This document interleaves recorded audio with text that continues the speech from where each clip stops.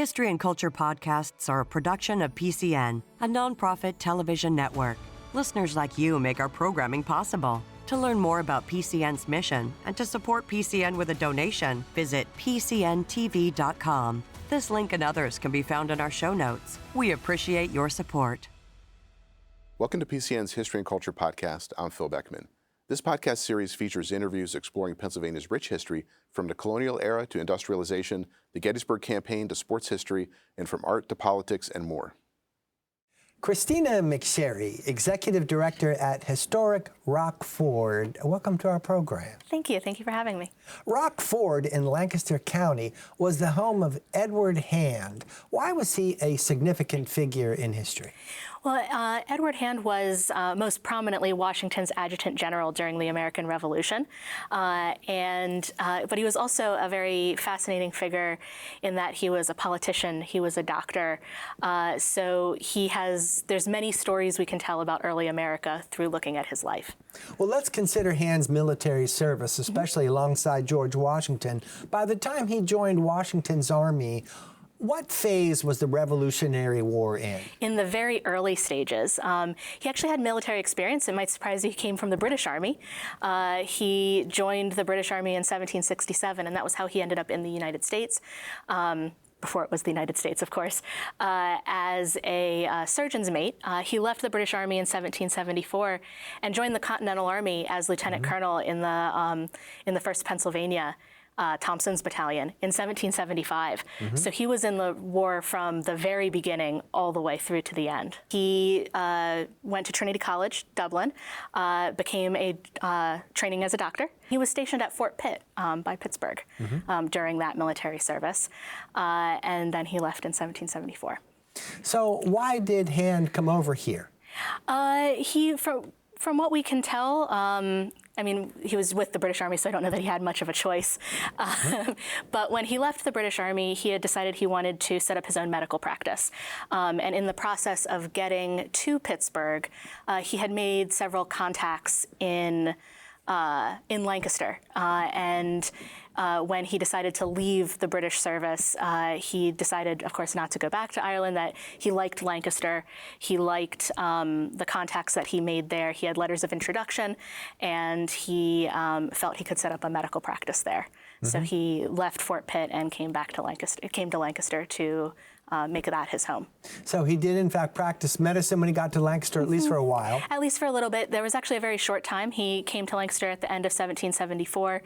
He actually married in March of 1775, but by June of 75, he was already with the Continental Army. So he was not in Lancaster long after he set up his home there before joining the Continental Army. But then, of course, after the war, he came back to Lancaster as well. So Hand got married not long after he got to Lancaster, right? Not long at all. Tell us about the woman. So he married Catherine Ewing, and her uncle is actually a prominent Lancastrian named Jasper Yates, who was a judge. And we actually don't know a lot about her. Unfortunately, we actually have no letters between the two of them. We know he wrote her frequently, but none of the letters from her to him survive. So she's a little bit of a woman of mystery. We don't have a portrait of her or anything like that. But we do know that she lived with her uncle, Jasper Yates, at the time that they got married, with her mother, and she has a brother as well. And then they set up house just about a block away from Jasper Yates in downtown Lancaster after they got married. And then, of course, she stayed there while he was away at war. So who lived in the house? It would have been Hand when he was home, Catherine, and then the children. Children came fairly quickly. Sarah Hand was born in 1775, so they got married in March, and she was born in 1775. But there also would have been several enslaved individuals as well. We do know, particularly supporting the household while Hand was fighting the American Revolution, there were 3 enslaved people. What do we know about those slaves? Yeah, so we know of a man named Robert. Now, Robert is a bit unusual because he also acted as courier. So in addition to supporting the household at home, he actually ran messages and supplies between Hand and his wife, and he was a teenager, approximately, during that time. Another enslaved individual was a woman named Susan, and she would have been helping with the domestic work at the home. She did attempt to self-emancipate in 1779, but unfortunately she was captured and returned. And we have records of her, the ads placed for her return. So we have a decent amount of information on Susan. And the one we know the least about is a child of about the age of 12 named Bet, who would have also been assisting in the household in Lancaster City during the war. Let's talk some more about Edward Hand's military experience, especially when he met the commander of the Continental Army, George Washington. Yes, so he actually may have met Washington even before that, because they crossed paths at Fort Pitt at one point. But we do know that Hand was involved in many of the early engagements of the war, including the Siege of Boston, crossing the Delaware, the Battle of Trenton. And then he was actually sent back to his old stomping ground of Fort Pitt. Now, out there, he was involved in the Sullivan Expedition, which was absolutely devastating for indigenous communities in the area. Sullivan Expedition, tell me about that. So that was an expedition that was a part of the Western campaign of the American Revolution, and it was directly targeted towards indigenous communities, supposed to be towards indigenous communities who were supporting the British, but that wasn't always clearly apparent, and it became very devastating for all the indigenous communities in the area, including destroying villages and basically their livelihoods and communities as the expedition went through. So Hand was a part of that. After his service in the West, he was brought back sort of to the East Coast theater of the war. And he was in Lafayette's brigade, so he knew the Marquis de Lafayette very well. And then the position of Adjutant General opened up. And he was a rival with Alexander Hamilton to get the position. I mean, who didn't have a rivalry with Hamilton? But Hand beat Hamilton and became Washington's Adjutant General. Now, they were very close friends, from what we can tell, Washington and Hand, and they maintained a connection after the war as well, in that Hand was invited to the presidential residence in Philadelphia for dinner. He was invited to Mount Vernon for dinner, and Washington came to Lancaster on the 15th anniversary of the Declaration of Independence to visit the Hands, and actually made his only public 4th of July speech in Lancaster when he came for that visit. Now, tell me more about the responsibilities in general of the Adjutant General job. Yeah, so it has an administrative role, but it's a very military-facing administrative role. So he works closely with the Commander-in-Chief to determine sort of what is needed for a battle campaign, what is needed as far as supplies, what is needed as far as soldiers. And his job is to make sure that everyone gets where they're supposed to be, that the allotted people and supplies are there. And then one thing that we see at the end of these campaigns is we see his, he's the one giving the reports of casualties. He's the one saying, okay, we lost this many men, this many wounded, this many captured. He's the one writing those reports to Congress at the end. So he's sort of doing all that sort of accounting and administrative work as part of it as well. He would have been involved in planning the battles, as instrumental in planning the battles. We know for a fact that he was very heavily involved in the planning of the Siege of Yorktown. So the battle that ended the war. And he was at the surrender. There's a letter between him, I believe, and Henry Knox talking about what to do with the surrendered British swords after they were done. So it was a very military-facing role, but also a very important administrative role. Very much front row seat to the actions of the war. What do we know about Edward Hand's attraction to military service? We don't know a ton about that. His letters are fascinating. They're our biggest window into his personality. That's what I was going to get to, and letters went back and forth between he and his wife. He and his wife, and he and Jasper Yates primarily. So his wife's uncle. The families were very close. So we sort of have two it's always interesting to look at when he's describing the same event to both people, because he takes a very different, I'm safe, don't worry, that was very close. So when he talks to Jasper Yates, he's like, that was a close one.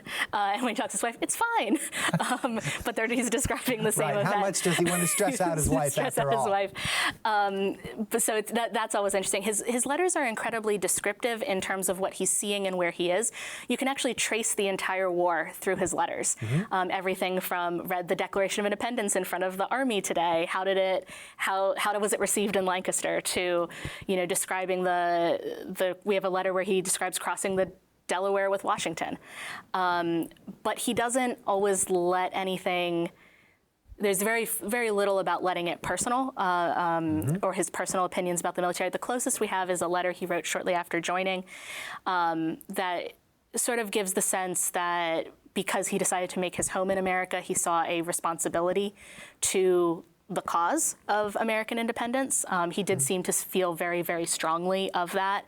That also comes through in his letters about the Benedict Arnold treason incident as well. He was very, very strong in his dislike of Arnold.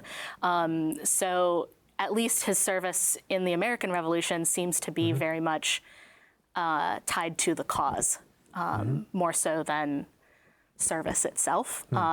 We also do get a sense that he at times maybe got frustrated with military service because he wanted to be with his family. So we do have a couple back and forths where he came home on leave and Washington's finally saying, all right, you're done now, come back.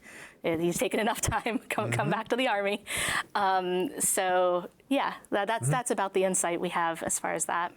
Well, as far as any other possible insight is concerned into his relationship with his wife, did something come through in his letters? Yeah, as I said, we have a very one-sided conversation between him and his wife because we don't have any of her letters back to him. We have not found any of those. We know that she wrote him, but we don't have those letters. We don't have those letters. One thing that I was taken with is his involvement with the children. He's talking about the children. He's talking about the children's medical care. He's talking about gifts or getting a puppy for the children. So he seems like a very involved father, which I was struck with. But I also get the sense that maybe Catherine didn't write him back as much as he wrote her, because there are several letters that start with, I've written you a few times, could you write back, please? So we do get the sense that maybe he was writing her a bit more frequently than he was getting return letters. So for how long did he go back and forth between Lancaster and the war? Pretty much the entire war. We have several, and we can tell this because of a few children, as well as those letters back and forth between Washington talking about leave.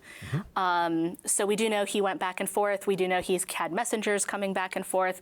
And we also know there was a lot of military business in Lancaster as well that he was involved with.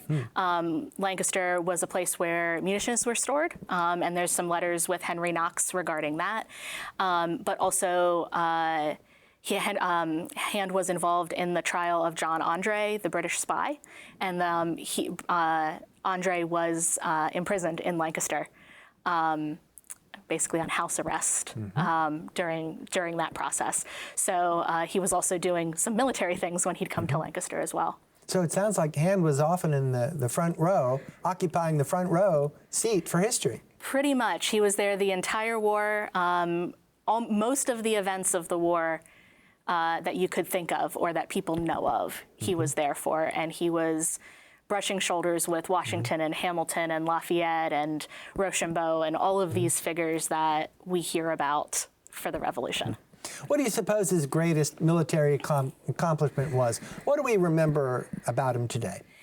That is a hard one. I think one that he had the most impact on would have been something like the Siege of Yorktown. Because of his position at that point, that's where he would have had the most impact. As far as the one people tend to notice about him is usually crossing the Delaware with Washington. Right. Immediately that brings an image to mind, doesn't it? It does, and that particular image, there's no key for that image, so we have no proof of this, but the urban legend, as it were, is the one behind the flag holding the hat is Edward Hand. Holding his hat on his head is Edward Hand. But of course, like I said, we have no proof of that. So I have to say, if visitors are thinking about Edward Hand, they often think about that crossing the Delaware. But as far as his actual historical impact, I think Yorktown would probably be where I'd fall on that. Finally, the war ended. What did Hand do then? He came back to Lancaster. Now, he was still in the military. He actually his commission didn't end until 1800, so he was actually in the new United States military. But he came back. He practiced medicine. He also became a gentleman farmer, eventually at Rockford. So in 1790, they lived in their townhouse in Lancaster. He bought land outside of Lancaster and started the process of building the house. They would eventually move there in 1794. But he held a lot of government positions after the war. So he was in the first Electoral College. He was in the Continental Congress in the in the 1780s. He was in the he helped write the Pennsylvania Constitution. He was Lancaster's chief burgess. He actually we have a letter where he advocated for Lancaster to become the capital of the country. And it's interesting because it reads in many ways the same things that we tout for like college admissions in Lancaster or people or tourism of like it's close to Baltimore and it's close to Philadelphia and it's close to New York. It has everything. It has everything. There's a lot of different people here. He helped create the Almshouse and Hospital in Lancaster, the Turnpike. He was a founding member of that. He was a founding member of the and president of the Society of Cincinnati, which is a fraternal organization for Revolutionary War officers. So he really had a lot of those foundational positions to the founding of the country. In many different areas, everything from local government to national government to sort of the setup of institutions. But then he also was a doctor and he was becoming a farmer, a gentleman farmer. It's funny how a census with its mundane information can reveal interesting things. And I noticed that the 1800 census showed 14 people living at Rockford House. So 14 people in that house. Give me an idea of what life was like. And some of them were slaves. Yeah, so we have the 1800 census is actually one of our best records for that early time at Rockford. So we do know they moved there in 1794 based off of tax documents. And then in 1800, we get a little bit of insight into who lived there. Now, a lot of those people were family. So we do know Hand and his wife Still a lot of kids living there? Yes. So actually none of the children married until after Hand passed away, which is a bit unusual. The daughters were in their mid to late 20s by that point. When they moved into the house in 1794, there were 7 children between the ages of 2 and 19. And they actually had 8 children. Unfortunately, one of those children passed away before moving to Rockford. So that accounts for a lot of that number. In addition to that, we have 3 free white people. 2 are women, 1 older and 1 younger, and 1 man. We believe that these could have been paid servants or something like that. We don't have names associated with them, and unfortunately, we don't have any other records. And then the other person who was in the house was a man named Frank. And Frank was living at Rockford, and Frank was an enslaved man. He is the enslaved man that we know was at Rockford. It doesn't appear any of the enslaved people that were at their townhouse in Lancaster came to Rockford with them. And Frank was their carriage driver. He did self-emancipate in 1802 and was successful. We believe he probably made it to Philadelphia, is our current best guess. But at the time in 1800, he would have been their carriage driver, so he would have been maintaining the carriage house, the horses, and then driving the hands where they needed to go from the home. Well, let's consider the Rockford house today. Let's bring it completely up to date because the public can take a tour of Edward Hand's former home in Lancaster County. So briefly, give me a description of the outside of that mansion. Yeah, so the mansion itself is a Georgian mansion. So we are on the National Register of Historic Places and in the National Building Survey, in part because of the connection to Hand, because he is an important historic figure, but actually also because of that architecture. It is textbook early American Georgian architecture. And what's absolutely remarkable is the house itself is 90% in original condition to 1794. There were no additions or anything like that placed on it. So the architecture that you see today as a visitor, the hardware, the doors, the windows, it is, like I said, 90% original. Pretty much the only thing that has been completely rebuilt is the porch that is on the back of the house. But the front of the house is your standard Georgian facade, so it has the symmetry. It has, the fan window above the door. It has the brickwork is fascinating because it has more expensive patterns where it would be seen, less expensive patterns on like the back of the house. But yeah, it's very textbook Georgian. Well, let's consider some of the items within the house that have a personal connection to Edward Hand. And one of the items you have is his nameplate from out in the field. That's a special thing to have. Yeah, so the nameplate is actually on a field desk. So the field desk is, it's a wooden box that would fold out and create a desk. And this was Hand's during the Revolution. So all of that administrative correspondence, those reports to Congress of casualties, those letters to his wife would have been written on this desk during the Revolution, and we're lucky enough to have that in our collection. Who knows, maybe there are impressions in the top of that desk. Is that possible? We haven't found any yet. You never know.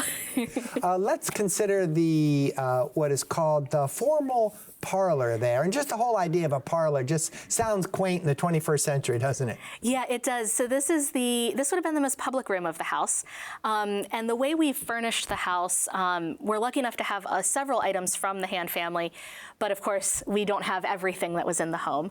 But when Hand passed away in 1802, a probate inventory was done of the home. And it basically gives us a listing of everything that was in the house in 1802. And because they were only there from 1794 to 1802, we can assume that those items were probably there for at least a portion of it. It's not like someone lived in the home or the family lived in the home from like 1810 to 1870, and 1870 wouldn't reflect 1810. We can say that that probate inventory is very reflective of the family's time there because it was so small. After Hand died, Catherine remained there a couple years. Till 1805, yeah. And then the eldest son passed away in 1807, and then it was sold out of the family. But the formal parlor would have been the most public space.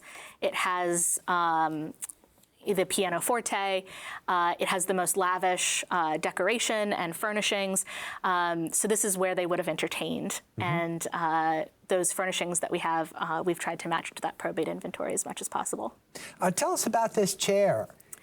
Yeah, so the Hand's chair, this is on display in the study, and this has come to us through a Hand descendant. Now, we do believe it was custom made for General Hand. We don't have a lot of information on it, but if you see it in person, and maybe you can even see this from the image, it's a bit long in the seat. Especially compared to other chairs of the period. Hand was 6'4". So Tall man had long legs. Yes, and you picture him next to Washington, both of them being very tall in the period. So we believe that was custom made for him and a bit long in the seats to accommodate his height. How about the dining room there? Yeah, so the dining room, this would have been the other most public space of the home. And again, done by the probate inventory. Interpreted using the probate inventory for us. But there's a couple really special things in this room that I do want to point out.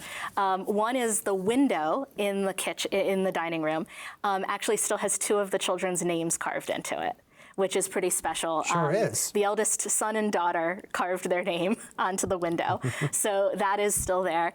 The other thing is the portrait of George Washington. Now, this one is a replica, but we do know that a portrait, probably a Gilbert Stuart portrait of Washington, was hanging in the home when the Hands lived there, again showing that relationship with Washington, as well as sort of the patriotism of the early republic.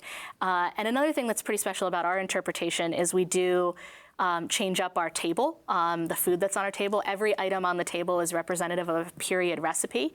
And it gives us a way to talk about the people who are cooking, who are the other people in the household other than just Hand. So your display gives us insight into their diet, too. Into their diet, Didn't occur to me. Yeah, and we change that every month or two, and we have a wonderful volunteer who actually makes all of our faux food based off of these recipes. And I think that's something sort of unique, a unique insight that you can get in the way that we interpret the home. So when people take a tour of this house, Christina, they can get up close to these. Yeah, so our tours are, the house isn't as big as you would think, especially when we go through how many people lived there. It's a 3-bedroom home with parents and 7 children. But our tours are fairly intimate, so they're no more than 15 people usually, so you really can get into the room and see what's there. So tell us about the kitchen. That's got to be a busy room in a house with a lot of people. Yeah, so this kitchen would have been the heart of the household, even if Hand and his wife were not down there frequently, if at all. And this is where Frank would have interacted. This is where those servants would have been working. But there are some interesting things about the kitchen. The kitchen is largely very well preserved. We still use it. We have an 18th century cooking reenactment group that called Warm Hearth Committee. They demonstrate cooking once a month in there, and they try to make the recipes that you see on the dining room table so that there's that continuity of how it would have been done. But they could have gotten food from Lancaster. It was a market town. Philadelphia, it would have been bustling. But there are one of the interesting things that you can see in the image is the what's called the spit jack, and it was a time-saving thing. It sort of works like a wind-up toy, and it's on the sort of the mantle. You can see it there, and it's actually connected to a weight, and you can wind it up, and it's connected to a wheel on your meat spit. And when it's all wound up, it turns your meat spit for about 20 minutes, and then you can wind it back up, and it'll turn it for another 20 minutes so that you didn't have to be turning your meat spit. And that's something that we know they had based off of that probate inventory.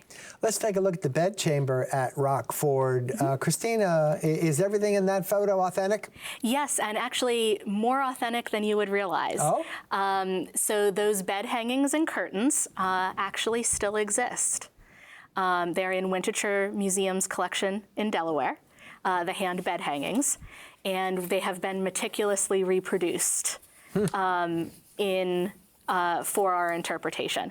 So not only do you see period furniture and the things that reflect that probate inventory, but we can actually say exactly what pattern was on the hand's bed hangings.